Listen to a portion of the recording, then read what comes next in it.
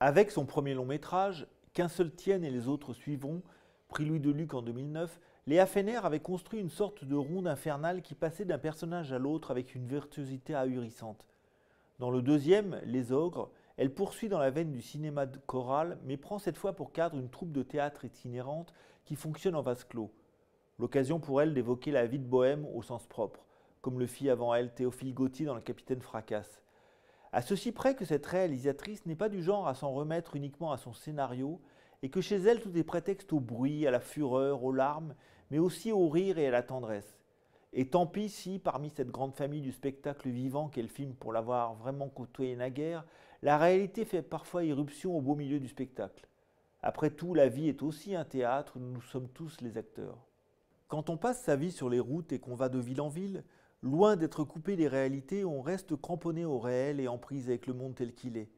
C'est l'expérience quotidienne que vivent les membres du Daval Théâtre, une troupe ambulante qui ressemble à une grande famille où chacun serait invité à partager les joies et les chagrins des autres, quitte à en subir parfois l'influence sur scène.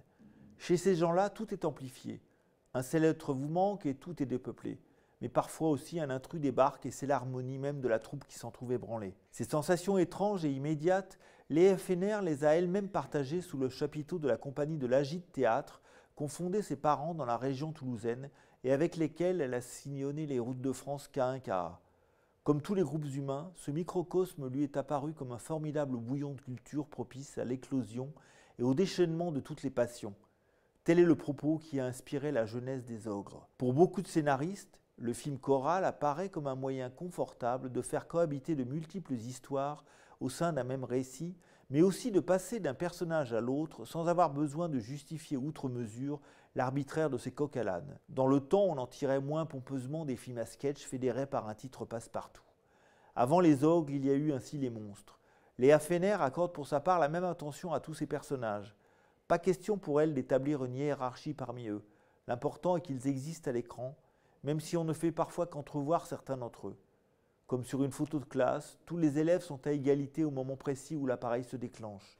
C'est ensuite le regard qu'on porte sur le cliché qui établit une hiérarchie, chaque observateur ayant le sien. La réalisatrice et sa co-scénariste, Catherine Paillet, ont d'ailleurs déclaré s'être inspirées pour les Ogres de Milou en mai de Louis Malle et de Festen de Thomas Winterberg, deux moments de vie très différents pour des traitements résolument empathiques. Le miracle des Ogres réside dans ces apparences délibérément trompeuses.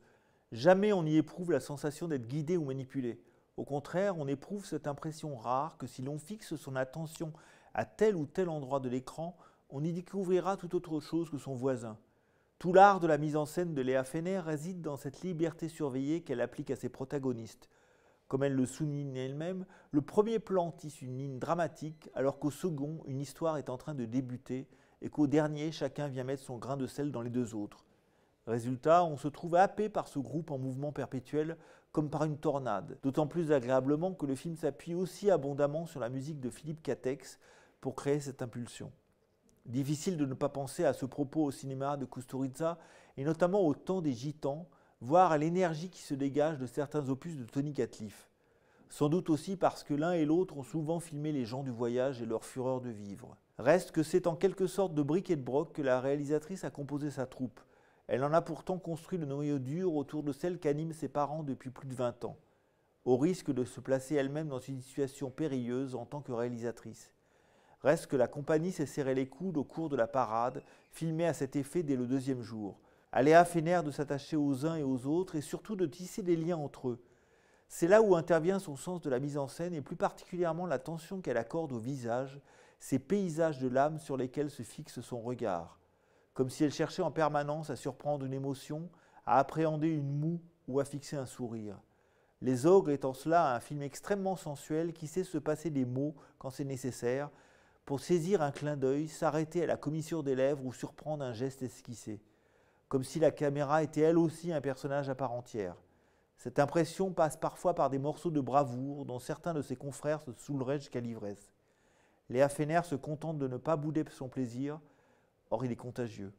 Ce que la réalisatrice met en scène à travers ce groupe ambulant, c'est rien moins que la vie, l'amour et la mort qui rythment son éternelle fuite en avant, comme une représentation géographique de la destinée humaine.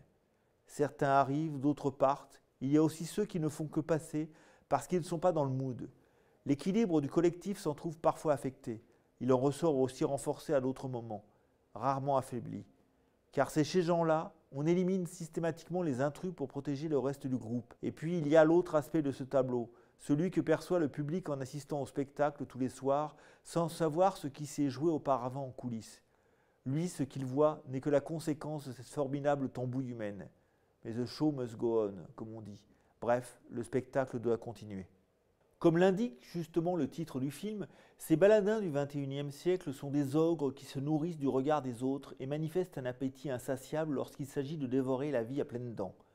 C'est ce que montre formidablement bien Léa Fener dans ce portrait de groupe bouillonnant où tout n'est qu'artifice, car on est au spectacle, mais où rien n'est jamais artificiel, car ce sont des êtres de chair et de sang qui s'aiment et se déchirent quand l'écran s'embrasse de sentiments authentiques, de ceux qui écorchent et laissent parfois des cicatrices.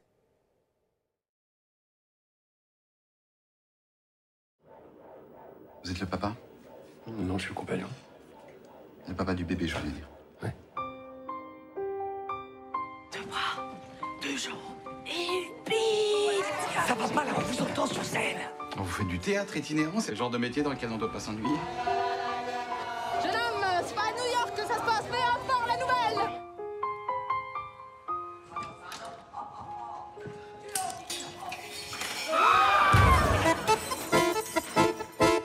Très bien. Alors, si on coupe pas, eh ben on la remplace.